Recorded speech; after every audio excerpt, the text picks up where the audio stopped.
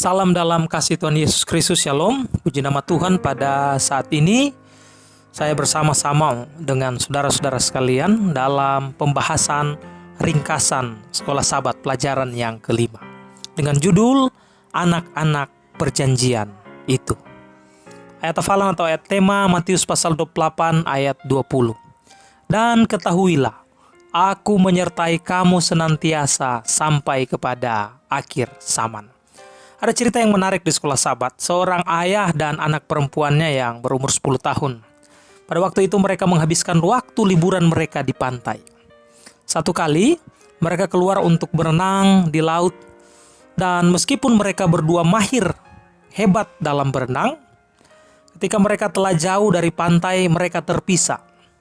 Sang ayah sadar bahwa mereka sementara dibawa oleh arus ke tengah lautan. Memanggil anaknya, Mary, ayah akan ke pantai meminta pertolongan. Jika kamu lelah, balikanlah punggungmu. Kamu dapat terapung sepanjang hari dengan cara itu. Ayah akan datang kembali untuk kamu.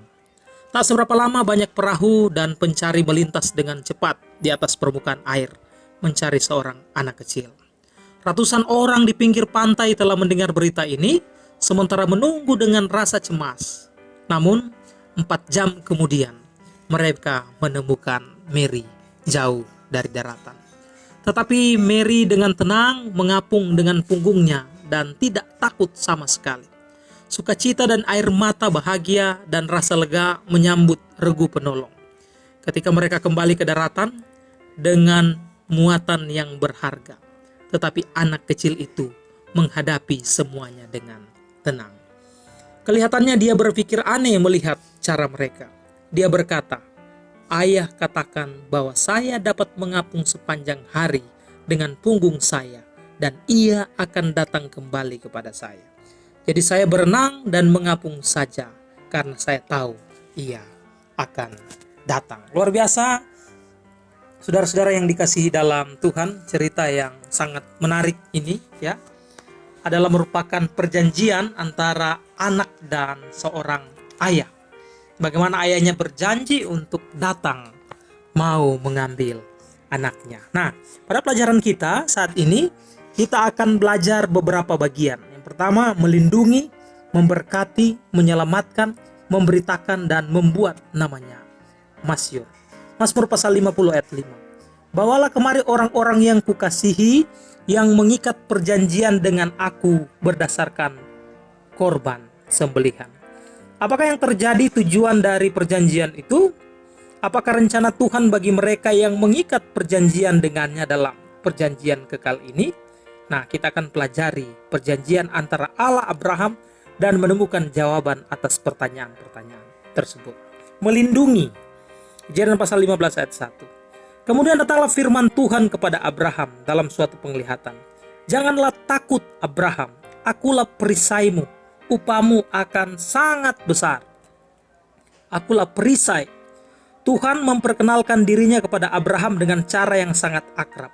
Ia bukan hanya sebuah perisai, tetapi perisaimu, perisai Abraham. Saya percaya dia juga adalah perisai kita. Mazmur pasal 91 ayat 4-7 ya. Dia memberikan perlindungan fisik. Tuhan dapat membebaskan kita dari semua bahaya. Meskipun ia mungkin memutuskan untuk tidak melakukannya pada saat-saat tertentu. 1 Korintus pasal 10 ayat 13, kita juga dapat perlindungan dari pencobaan. Tuhan selalu melindungi kita dari pencobaan yang mampu untuk kita hadapi. Jadi, saudara-saudara sekalian, jika kita mencari perlindungan di balik perisainya, ia akan selalu melindungi kita dari keadaan yang dapat menjauhkan kita dari keselamatan. Yang kedua, yang berikut Tuhan juga memberkati. Kejadian pasal 12 ayat 3. Aku akan memberkati orang-orang yang memberkati engkau dan mengutuk orang-orang yang mengutuk engkau. Dan olehmu semua kaum di muka bumi akan mendapat berkat. Nah, mari kita lihat. Bagaimana semua keluarga di bumi akan diberkati melalui Abraham?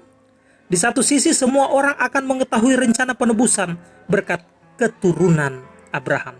Di sisi lain, berkat terakhir akan datang melalui benih Abraham. Kejadian pasal 28 ayat 14. Paulus menjelaskan bahwa benih yang dijanjikan adalah Yesus Kristus. Galatia pasal 3 ayat 16, Sang penebus sendirilah yang menjadi sarana di mana kewajiban pengaturan perjanjian dipenuhi dan semua janji lainnya direalisasikannya. Yesus menjadi berkat bagi banyak orang, dan saya percaya Anda juga merasakan berkat ketika Yesus mempunyai janji-janji berkat yang membuat kita ada sampai hari ini. Yang berikut menyelamatkan, 1 Korintus pasal 15 ayat 57. Tetapi syukur kepada Allah yang telah memberikan kepada kita kemenangan oleh Yesus Kristus Tuhan kita, menyelamatkan saya dan saudara.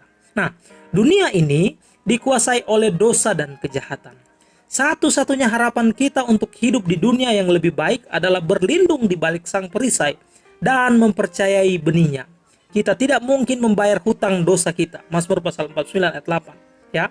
Namun Yesus membuatnya mungkin melalui kematian dan kebangkitannya. Upah dosa kita tahu bersama adalah maut, kematian kekal. Dan kita tahu bersama penebusan kayu salib membuat satu harapan bagi kita. Bukan hanya harapan, tetapi menyelamatkan kita dari kematian kekal. Ia masih menjadi pengantara bagi kita di bilik yang maha suci surgawi sebagai imam besar kita. Yesus adalah penggenapan pasti dari janji Tuhan dan perjanjian dengan Abraham. Luar biasa saudara-saudara yang dikasihi dalam Yesus Kristus. Yang berikut, memberitakan. Ulangan pasal 4 ayat 6. Lakukanlah itu dengan setia, sebab itulah yang akan terjadi. Kebijaksanaanmu dan akal budimu di mata bangsa-bangsa yang pada waktu mendengar segala ketetapan ini akan berkata, memang bangsa yang besar itu adalah umat yang bijaksana dan berakal budi. Nah, saudara-saudara yang dikasihi dalam Yesus Kristus, Abraham bahkan tidak memiliki seorang anak ketika Tuhan menjanjikan kepadanya hal-hal ini.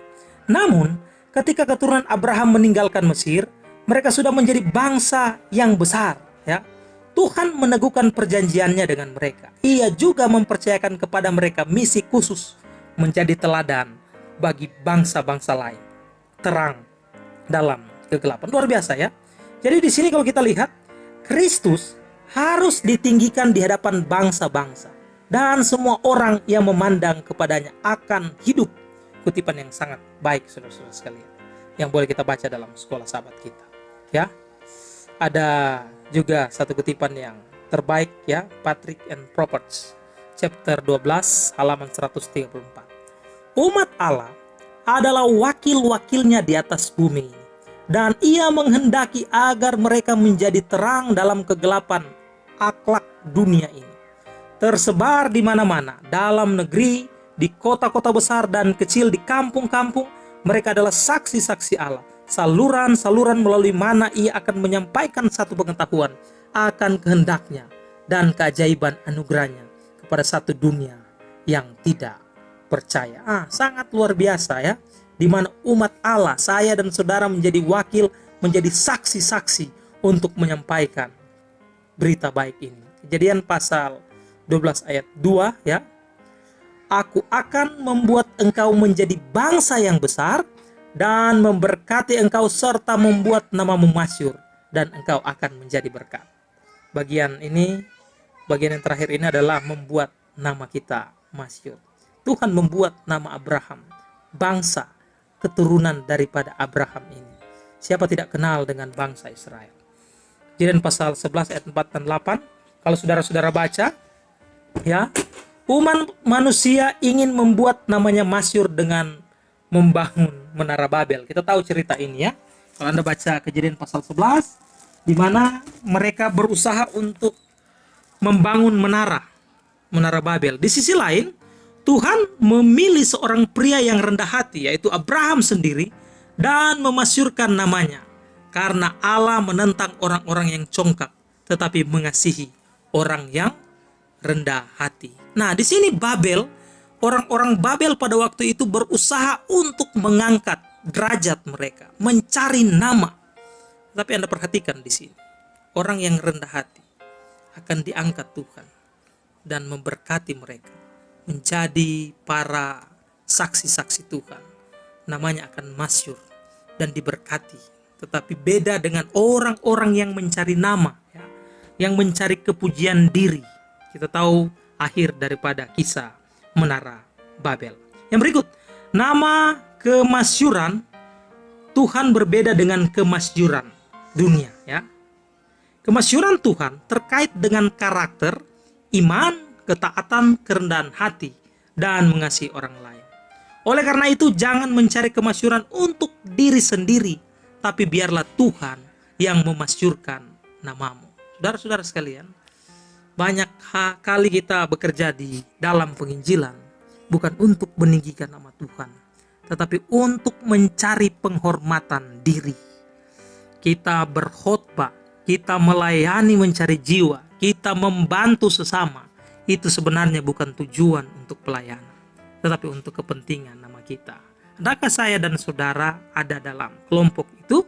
Atau adakah saya dan saudara sama seperti Abraham yang mencari kemasyhuran Tuhan, yang mau untuk memperkenalkan Tuhan kepada orang-orang yang ada di sekitar kita?